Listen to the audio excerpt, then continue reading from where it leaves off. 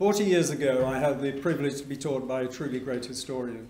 At that time, Peter Brown was publishing groundbreaking work on the cult of saints in late antiquity.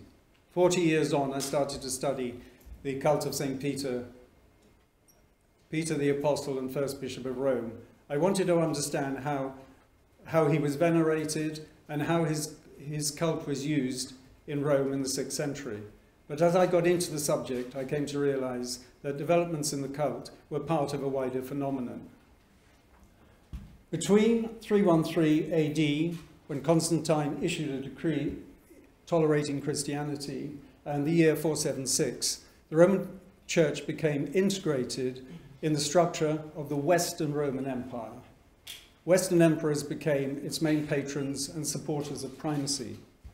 Now, primacy is the claim that the Pope or Bishop of Rome is head of all the churches and has the ultimate right to determine what is orthodox doctrine.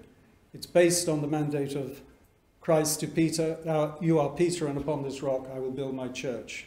The Catholic Church preaches that all popes inherit this mandate.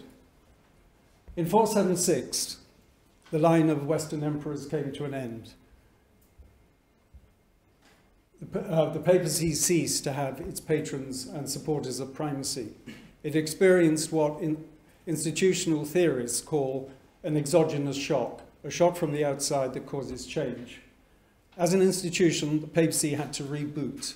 How it responded as an institution has become the subject of my research. In this changing environment, the papacy took a number of measures to try and provide some traction to the basis of its authority. First, it promoted the cult of Peter and the authority of popes through their association with him. Secondly, it called on a pre-Constantine sense of the communion of all churches, which accepted Rome as a centre. This wasn't primacy as such, it was a gift from the other churches of some level of authority. And third, the principle was established as a derivative of primacy that the Pope could not be judged or tried. Now, papal authority is still an ongoing issue. It's not accepted by Protestants. It's a major obstacle to the reunification of churches. It's not accepted in full by many Catholics. There's an ongoing interest in understanding its development.